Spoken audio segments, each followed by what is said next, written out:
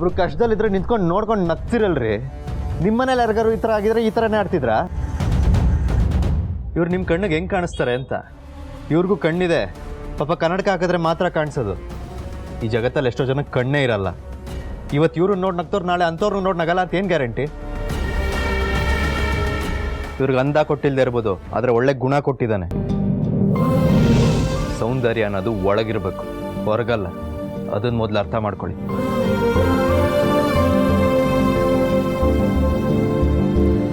ಆಯ್ತು, ನೀವು ಹೇಳೋದೆಲ್ಲ ಒಪ್ತೀನಿ. ಆ ಹುಡುಗಿ ಬಗ್ಗೆ ಇಷ್ಟೆಲ್ಲ ಮಾತಾಡ್ತಿದ್ರಲ್ಲ, ಅವ್ರಿಗೆ ನೀವು ಏನಾಗಬೇಕು? ಇವ್ರು ಬೇರೆ ಯಾರು ಅಲ್ಲ, ನಾನು ನಂಗೆ ತುಂಬ ಬೇಕಾಗಿರೋರು. Sorry sir. ನೀವು ಬಟ್ಟೆ ಎಲ್ಲ ತೊಗೊಂಡ್ರಾ? ಚಿಕ್ಕಪ್ಪ ಸೀರೆ ಎಲ್ಲ ಸೆಲೆಕ್ಟ್ ಮಾಡಿದ್ರಾ? ಹಾಂ, ಎಲ್ರಿಗೂ ಸೆಲೆಕ್ಟ್ ಮಾಡಾಯ್ತಪ್ಪ. ಬಟ್ ದೀಪ ಒಬ್ಳು ಬೇಡ ಅಂದ್ಲು. ಯಾಕೆ? ಅದೆಲ್ಲ ಬೇಡ ಚಿರು ಅವರೇ. ಎಲ್ರಿಗೂ ಬಟ್ಟೆ ತೊಗೊಂಡು ನೀವೇ ತೊಗೊಂಡಿಲ್ಲ ಅಂದ್ರೆ ಹೇಗೆ? ಬನ್ನಿ ತಗೊಳ್ಳಿ, ಬನ್ನಿ.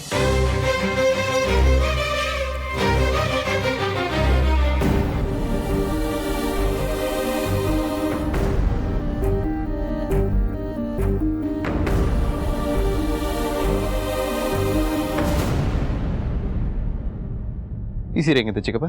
ಸೂಪರ್ ಆಗಿದೆ ಕಣ. ಹೆಂಗಿದೆಯಾ? ಚೆನ್ನಾಗಿದೆ ಬ್ರೋ. ನಿಮ್ಗೆ ಇಷ್ಟ ಆಯ್ತಾ? ನಿಮ್ಮ ಇಷ್ಟನೇ ನನ್ನ ಇಷ್ಟ. ಸರಿ, ಇದನ್ನು ಪ್ಯಾಕ್ ಮಾಡಿ. ಚಿರು, ನಾನು ಹೋಗಿ ಬಿಲ್ ಸೆಟಲ್ ಮಾಡ್ಬಿಡ್ತೀನಿ. ಕವನ, ಹಿಂಗೇನಾದ್ರು ಬೇಕು ಅಂದ್ರೆ ಈಗಲೇ ಹೇಳು, ಮನೆಗೆ ಹೋಗಿ ಗಲಾಟೆ ಮಾಡ್ಬೇಡ. ಏನು ಬೇಡ ಡ್ಯಾಡಿ. ಬಾ. ಚಿರು ಅವರೇ, ಇವತ್ತು ಯಾಕೆ ನೀವು ನನ್ನ ಮೇಲೆ ರೇಗ್ತಿಲ್ಲ? ಓ, ನಿಮ್ಮಿಂದ ನಾನು ದೂರ ಹೋಗ್ತಿದ್ದೀನಿ ಅಂತನಾ? ಹಂಗೇನಿಲ್ಲ, ಪೂಜೆ ಐಟಮ್ಸು ತಗೋಬೇಕು. ಬನ್ನಿ.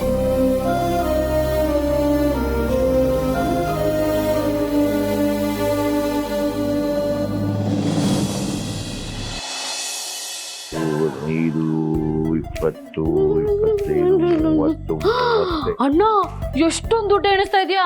ನಂಗೂ ಸ್ವಲ್ಪ ಖರ್ಚಿ ಕೊಡೋಣ. ಬಿತ್ತ ನಿಂದು ಕಣ್ಣು ಅಲ್ಲ ಕಡೆ, ಲೆಕ್ಕನೇ ತಪ್ಪಿಸ್ಬಿಟ್ಮೇಲೆ.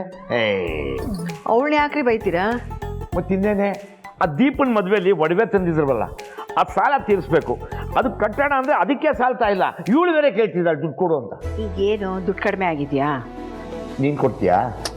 ನಾನು ಯಾಕೆ ಕೊಡ್ಲಿ? ನನ್ನ ಮಗ ಕೊಡ್ತಾನೆ. ಅವನೆಲ್ಲಿಂದ ಕೊಡ್ತಾನೆ? ಒಳ್ಳೆ ಕತೆ ಆಯ್ತಲ್ಲ. ನೀವೇ ಅವನನ್ನ ಕೆಲ್ಸಕ್ಕೆ ಸೇರಿಸಿದ್ದೀರಾ, ಬರೋ ಸಂಬಳದಲ್ಲಿ ಕೊಡ್ತಾನೆ ಬಿಡಿ. ಬೇಡ ಕಣಪ್ಪ, ನಾನು ದುಡ್ದಿದ್ದೆಲ್ಲ ನಮ್ಮ ಅಪ್ಪ ಇಸ್ಕೊಂಡ್ರು ಅಂತ ಹೇಳೋದು ಅದಕ್ಕೆ ಬೇಕಮೇಲೆ. ಬೇಡ, ಹಾಗೆಲ್ಲ ಏನು ಮಾಡಲ್ಲ ನನ್ನ ಮಗ. ಮನೆ ಓ, ಇದೇನು ಮಗನೇ, ಏನೋ ತಂದ್ಬಿಟ್ಟಿದ್ಯಾ? ಸೂಟಮ್ಮ. ಸೂಟ? ಯಾರಿಗೂ? ಸಾಹೇಬ್ರಿಗೆ. ಅಣ್ಣ, ನಿನಗಂತೆ.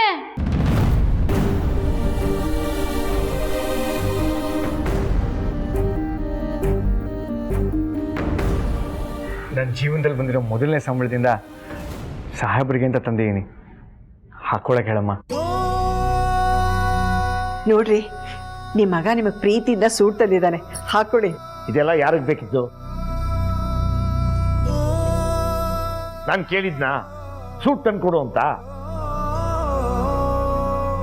ಮೊಮ್ಮಕ್ಕಳು ನೋಡೋ ಕಾಲದಲ್ಲಿ ಸೂಟ್ ಹಾಕೊಂಡು ಇವ್ರ ಅಮ್ಮನ ಜೊತೆ ಊರು ಸುತ್ತಕ್ಕೆ ಹೋಗ್ಲಾ? ಅಣ್ಣ, ಯಾವ್ದ್ಯಾವ್ದೋ ಊರಿಗೆ ಯಾಕೆ ಹೋಗ್ತೀಯಾ? ಕೊಡಗುಗೆ ಹೋಗು, ಅಲ್ಲಿ ನನಗೆ ಗೊತ್ತಿರೋದೇ ಹೋಟ್ಲ್ ಇದೆ. ಬೇಕಾದ್ರೆ ಈಗಲೇ ಫೋನ್ ಮಾಡಿ ಹೇಳ್ತೀನಿ. ಬಾಯಿ ಮುಚ್ಕೊಂಡು ನಿಂತ್ಕೊಳ್ಳೆ. ಸಾಹೇಬ್ರು ನಮಗೋಸ್ಕರ, ಈ ಮನೆಗೋಸ್ಕರ ಜೀವನನೇ ಸವಿಸಿದ್ದಾರೆ. ಅವ್ರಿಗೋಸ್ಕರ ಏನೂ ಮಾಡ್ಕೊಳ್ಳಿಲ್ಲ. ಸಣ್ಣ ಹುಡುಗ ಇದ್ದಾಗಿಂದನೂ ಅವ್ರನ್ನ ಸೂಟನ್ನು ನೋಡಬೇಕು ಅಂತ ಆಸೆ ಅಮ್ಮ. ಅದಕ್ಕೆ ಇದನ್ನು ತಂದಿದ್ದೀನಿ. ಇನ್ನು ಮುಂದೆ ಯಾವತ್ತೂ ದುಡ್ಡನ್ನು ವ್ಯಯ ಮಾಡಲ್ಲ. ಅವ್ರಿಗೋಸ್ಕರ ತುಂಬ ಆಸೆಯಿಂದ ತಂದಿದ್ದೀನಿ. ಒಂದ್ಸಲ ಹಾಕ್ಕೊಳಕ್ಕೆ ಹೇಳಮ್ಮ.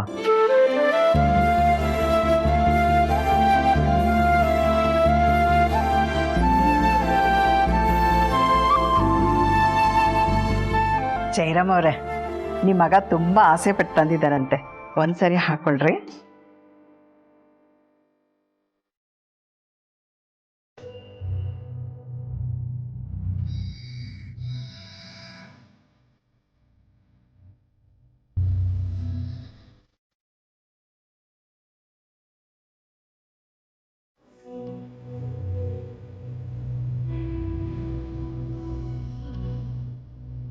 ಪಂಚೆ ಮೇಲೆ ಈ ಕೋಟು ಚೆನ್ನಾಗಿ ಕಾಣಲ್ಲ. ಸರಿ, ಒಂದು ಪ್ಯಾಂಟ್ ಹಾಕೊಂಡ್ಬಿಡ್ತೀನಿ.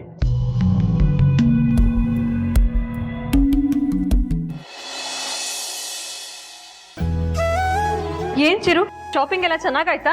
ಅಯ್ಯೋ ಚಿರು ಏನಮ್ಮ ಕೇಳ್ತೀಯಾ? ಇವತ್ತು ದೀಪಂದೇ ಎಲ್ಲ ಕಾರೋಬಾರು. ಹೌದಾ? ಹ್ಞೂ, ಇವತ್ತು ದೀಪನೇ ಮುಂದೆ ನಿಂತು ಎಲ್ಲ ಶಾಪಿಂಗ್ ಮಾಡಿರೋದು.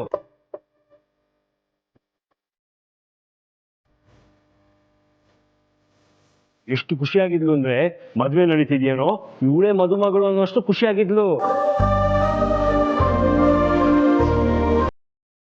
ಅಷ್ಟೇ ಅಲ್ಲ, ಚಿರು ದೀಪಗೆ ಒಂದು ಹೊಸ ಸೀರೆ ಕೊಡಿಸ್ದ. ಅವಳು ಬೇಡ ಬೇಡ ಅಂತಿದ್ಲು. ಚಿರು ಬಿಡ್ಲೇ ಇಲ್ಲ, ಕೊನೆಗೂ ಕೊಡ್ಸೇ ಬಿಟ್ಟ.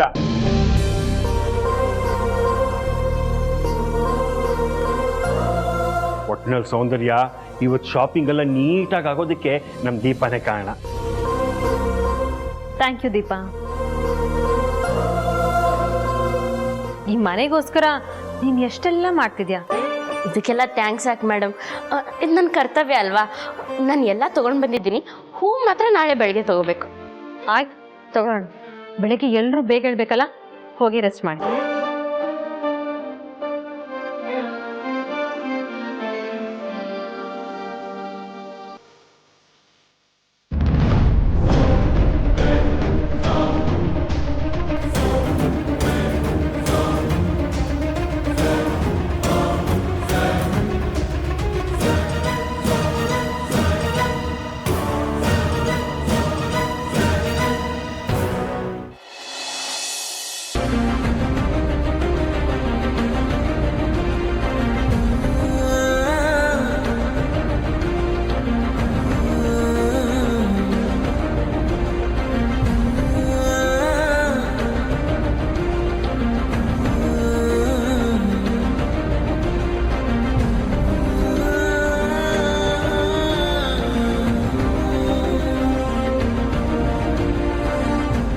ಅದ್ಗೆ ಅಣ್ಣ ಏನು ಇಷ್ಟೊತ್ತಾದ್ರೂ ಬರ್ತಾ ಇಲ್ಲ, ಹಾಕೋತಾನ ಇಲ್ವಾ? ಅದೇ ನಾನು ನೋಡ್ತಾ ಇದ್ದೀನಿ. ಇರು, ಒಂದ್ಸಲ ಹೋಗಿ ನೋಡ್ಕೊಂಡು ಬಂದ್ಬಿಡ್ಲಾ?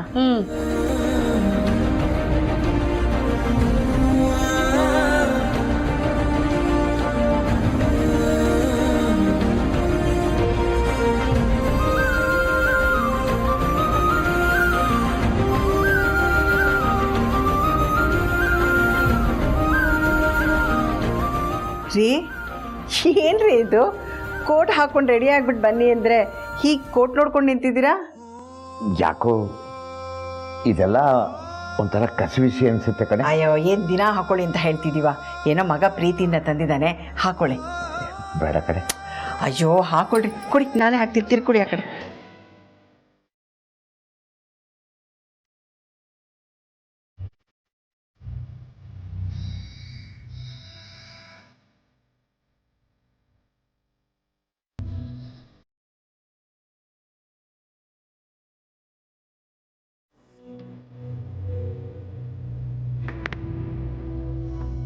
ಡೇಟ್ ಮಹಾರಾಜನ್ ತರ ಕಾಣಿಸ್ತಿದ್ದೀರಾ ರೀ ನೀವು. ನಮ್ಮ ಮದ್ವೆ ದಿವಸ ಇದೇ ತರ ಕೋಟ್ ಹಾಕಿದ್ರಿ ಅಲ್ವಾ ನೀವು? ಸರಿ ಸರಿ, ಬನ್ನಿ.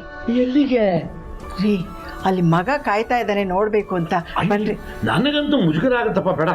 ಅಯ್ಯೋ, ಅವನು ಆಸೆ ಪಟ್ಟು ತಂದಿದ್ದಾನೆ. ಬನ್ರಿ ನೀವು, ಬನ್ನಿ, ನೀವು ಹೇಳ್ತೀನಿ ನಾನು.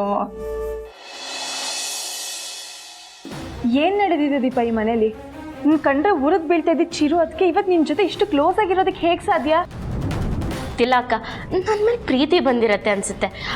ಅದು ಅಲ್ಲದೆ ನಾಳೆ ಆಗ್ತಿರೋ ಪೂಜೆಗೆ ಏನೇನು ಬೇಕೋ ಅದನ್ನೆಲ್ಲ ನಾನೇ ತೊಗೊಂಡು ಬಂದಲ್ವಾ, ಖುಷಿಯಾಗಿರುತ್ತೆ. ನೀನೀ ಮನೆಗೆ ಎಷ್ಟೆಲ್ಲ ಒಳ್ಳೆ ಕೆಲಸ ಮಾಡಿದಾಗ ಖುಷಿಯಾಗಿ ಮಾತಾಡಿಸ್ತಾ ಇರೋರು, ನೀನು ಪೂಜೆಗೆ ಏನು ಬೇಕೋ ತಂದಿದ್ಯಾ ಅಂದ ತಕ್ಷಣ ಖುಷಿಯಾಗಿ ನಿನ್ನ ಜೊತೆ ಮಾತಾಡಿಸ್ತಿದ್ದಾರೆ ಅಂದರೆ ನನ್ಗೆ ಯಾಕೋ ನಂಬಕ್ಕೆ ಆಗ್ತಿಲ್ಲ ದೀಪ. ನನಗೆ ಗೊತ್ತಿಲ್ಲದೆ ಇರೋದೇನೋ ನಡೀತಿದೆ ಅಂತ ಅನ್ನಿಸ್ತಿದೆ. ಸರಿಯಾಗಿ ಹೇಳು, ಏನಾಯ್ತು? ಏನೂ ಆಗಿಲ್ಲ ಅಕ್ಕ, ಎಲ್ಲರೂ ಚೆನ್ನಾಗೇ ಇದ್ದಾರೆ, ಎಲ್ಲರೂ ಖುಷಿಯಾಗಿದ್ದಾರೆ. ಇದಕ್ಕಿಂತ ಏನು ಬೇಕು? ದೀಪ, ನಿಜ ಹೇಳು, ಚಿರು ಅದಕ್ಕೆ ಮತ್ತೆ ನಿನ್ನ ಮಧ್ಯೆ ಏನು ನಡೀತಿದೆ? ಏನೂ ಇಲ್ಲ ಅಕ್ಕ, ಈ ಮನೇಲಿ ಏನೇ ಬೆಳವಣಿಗೆ ನಡೀತಿದ್ರು ಚಿರು ಅವ್ರು ಒಳ್ಳೇದಕ್ಕೋಸ್ಕರ. ಹಾಗೆ ನಿಮ್ಮ ಮನಸ್ಸಲ್ಲಿರೋ ಪ್ರಶ್ನೆಗಳಿಗೆಲ್ಲ ನಾಳೆ ಉತ್ತರ ಸಿಗತ್ತೆ. ಅಲ್ಲಿವರೆಗೂ ಆರಾಮಾಗಿರಿ.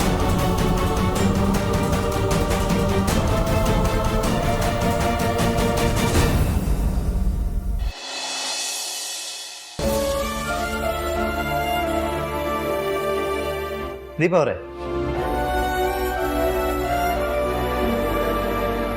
ಹೇಳಿ ಚಿರು ಅವರೇ. ಮತ್ತೇನು ನೆನ್ನೆಯಿಂದ ನನ್ನ ಚಿರು ಅವರೇ ಅಂತ ಪದೇ ಪದೇ ಹೆಸರಿಟ್ಟು ಕರಿತಿರೋದು? ಇನ್ನೇನಂತ ಕರೀಲಿ? ಇಷ್ಟು ದಿನ ಹಸ್ಬೆಂಡು ಅಂತ ತಾನೇ ಕರಿತದಿದ್ದು? ಇನ್ನು ಮುಂದೆ ನಿಮ್ಮನ್ನು ಹಂಗೆ ಕರೆಯೋಕ್ಕಾಗಲ್ಲ ಅಂತ ಹೇಳಿದ್ನಲ್ವಾ? ಏನಂತ? ನೀವಿನ್ ಮುಂದೆ ನನ್ನ ಗಂಡ ಅಲ್ಲ. ನಾವಿಬ್ರು ಬೇರೆ ಆದರೂ ಫ್ರೆಂಡ್ಸ್ ಆಗಿರೋಣ ಅಂತ ಹೇಳಿದ್ದೀನಲ್ವಾ? ಸ್ನೇಹಿತರಾಗಿರೋರು ಪ್ರೀತಿ ಮಾಡ್ಬೋದು, ಮದುವೆನೂ ಆಗ್ಬೋದು. ಆದರೆ ಮದುವೆ ಆಗಿ ಬೇರೆ ಆಗೋರು ಅವ್ರು ಹೆಂಗೆ ಸ್ನೇಹಿತರಾಗಿರೋಕ್ಕಾಗತ್ತೆ? ಹಾಗಾದರೆ ಕಂಪ್ಲೀಟಾಗಿ ನನ್ನ ಮರ್ತೋಗ್ತೀರಾ? ಇಲ್ಲ. ಹಾಗಾದರೆ ನಾವು ಫ್ರೆಂಡ್ಸಾಗಿ ಮುಂದುವರಿಬೋದಲ್ವಾ? ಕ್ಷಮಿಸಿ, ಆದರೆ ಭವಿಷ್ಯದ ಬಗ್ಗೆ ನಾನು ಇನ್ನೂ ಏನೂ ಯೋಚನೆ ಮಾಡಿಲ್ಲ. ಜೀವನ ನನ್ನನ್ನು ಹೇಗೆ ಕರ್ಕೊಂಡು ಹೋಗುತ್ತೋ ಹಾಗೆ ನಾನು ಸ್ವೀಕರಿಸ್ತೇನೆ. ಇಷ್ಟು ದಿನ ನಮ್ಮಿಬ್ಬರ ಮಧ್ಯೆ ಇದ್ದಿದ್ದ ಸಂಬಂಧನೇ ಬೇಡ, ಇನ್ನು ಮುಂದೆ ಇರೋ ಸಂಬಂಧನೇ ಬೇಡ.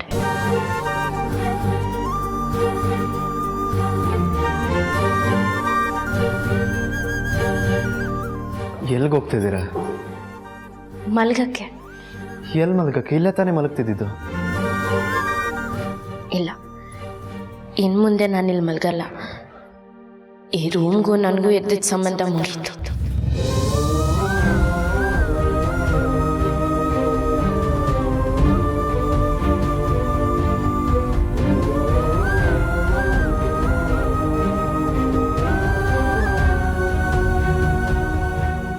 ಈಗಲೇ ನಂಗೆ ಇಷ್ಟು ಕಷ್ಟ ಆಗ್ತದೆ. ಇವ್ರು ನನ್ನಿಂದ ಪರ್ಮನೆಂಟಾಗಿ ದೂರ ಆಗ್ಬಿಟ್ರೆ ಹೆಂಗಿರೋದು?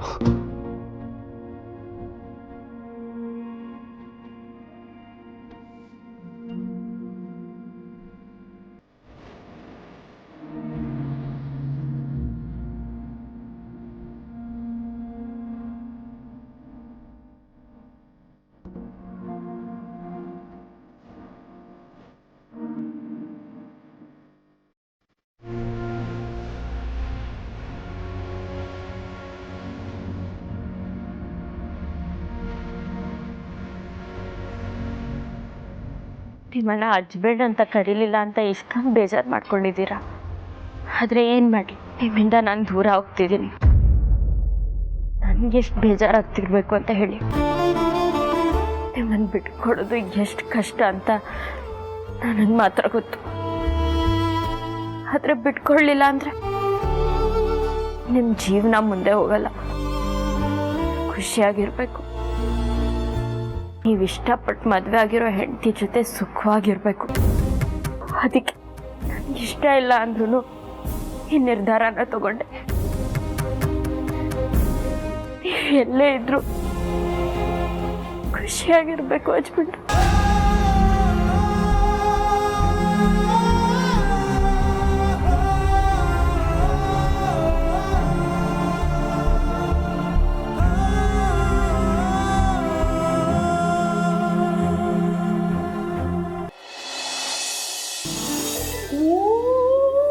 ಅಣ್ಣ, ಮಾಲ್ಡೀವ್ಸ್ ಮಹಾರಾಜನ್ ತರ ಕಾಣಿಸ್ತಿದ್ಯಲ್ಲ ಅಣ್ಣ.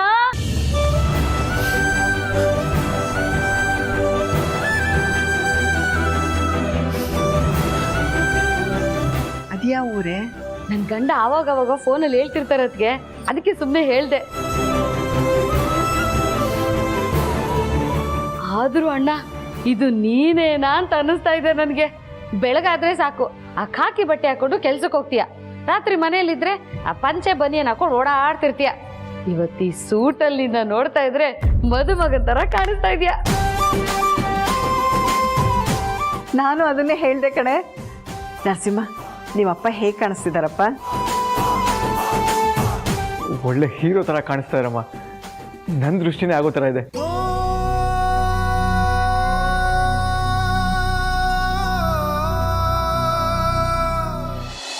ಪರಪಂಚ ನೀನೇ, ನನ್ನ ಪರಪಂಚ ನೀನೇ,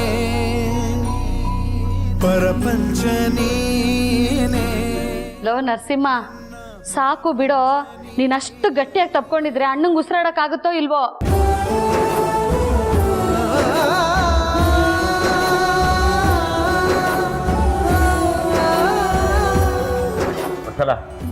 ಬರೇ. ನಾನೇ ಯಾಕ್ರಿ? ಈ ಸೂಟ್ ಬಿಚ್ಚಬೇಕಲ್ಲೇ, ಇದನ್ನ ಹಾಕ್ದೋಳು ನೀನೇ ತಾನೇ. ಸರಿ ಸರಿ, ನರಸಿಂಹ ಖುಷಿನಪ್ಪ? ತುಂಬ ಖುಷಿ ಆಯ್ತಮ್ಮ. ಇನ್ಮೇಲಾದ್ರೂ ದುಡ್ಡನ್ನ ನೋಡಿ ಮಾಡಿ ಖರ್ಚು ಮಾಡಕ್ಕೆ ಹೇಳು. ಕೇಳಿಸ್ಕೊಂಡಿಯಾ? ಇನ್ಮೇಲೆ ಸಾಹೇಬರು ಹೆಮ್ಮೆ ಪಡಬೇಕು ಅಂತ ಕೆಲಸನೇ ಮಾಡ್ತೀನಮ್ಮ. ಅಷ್ಟು ಮಾಡಿ ನನ್ನ ಮರ್ಯಾದೆ ಉಳಿಸೋದೇ ಸಾಕು. ಈಗ ಇವನು ಉಗ್ರ ನರಸಿಂಹ ಅಲ್ಲ, ಎಲ್ಲರ ಮಾತನ್ನ ಕೇಳೋ ಶಾಂತ ನರಸಿಂಹ ಅಲ್ವೇನಪ್ಪ? ಆಯ್ತಾಯ್ತು ನಡಿ.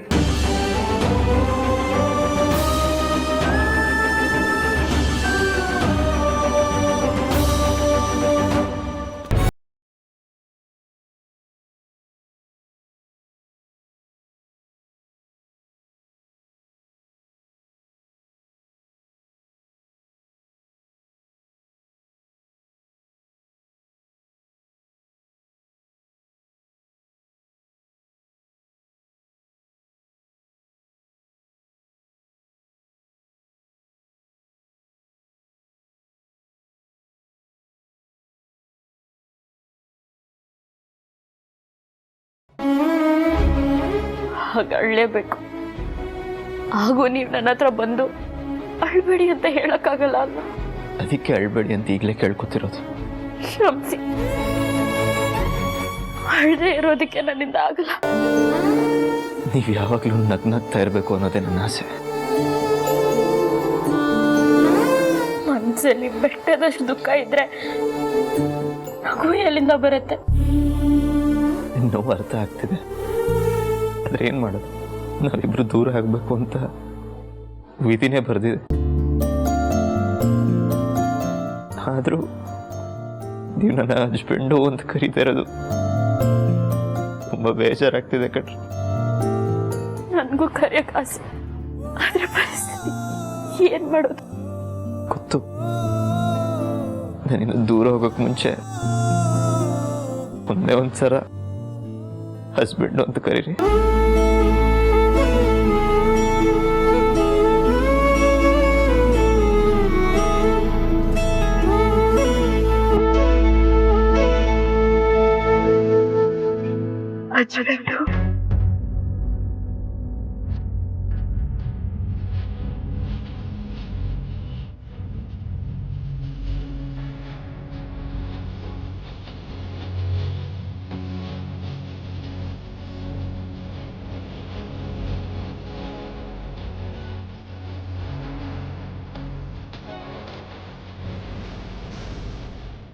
ನೀವೇ ಯಾಕೆ ಅಳ್ತಿದ್ದೀರ ಹಸ್ಬೆಂಡು?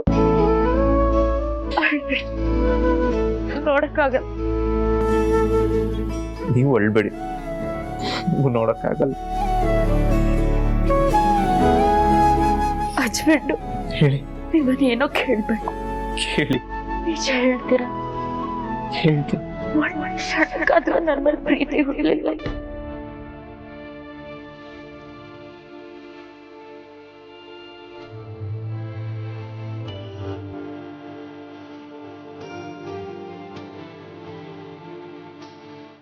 ನನ್ನ ಮೇಲೆ ಆಡಿ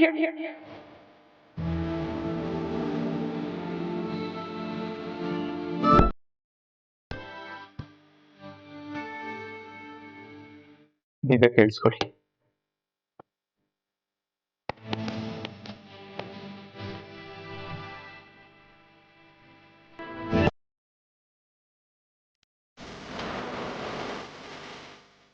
ನನ್ನ ಹೃದಯ ಏನ್ ಹೇಳ್ತಿದೆ ಕೇಳಿಸ್ತಾ ಇದೆಯಾ?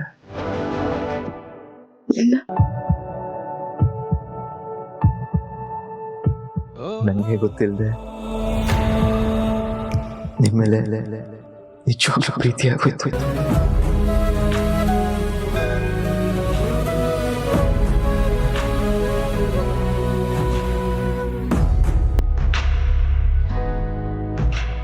ಈಗ ಮಾತು ಹೇಳಿದ್ರಲ್ಲ, ನಂಗೆ ಎಷ್ಟೇ ಸಾಕು. ಈಗ ನಾನು ನೆಮ್ಮದಿಯಿಂದ ಊರಿಗೆ ಹೋಗ್ತೀನಿ. ನಾನು ಸಾಯೋವರೆಗೂ ನೀವೀಗ ಹೇಳಿದ ಮಾತನ್ನ ನೆನ್ಸ್ಕೊಂಡು ಖುಷಿಯಾಗಿರ್ತೀನಿ.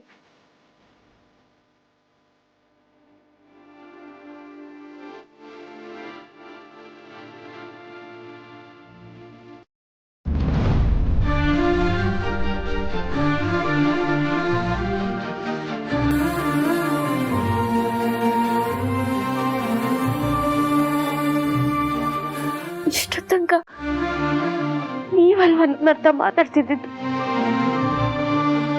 ಇದೆಲ್ಲ ನನ್ನ ಕಲ್ಪನೆನಾ?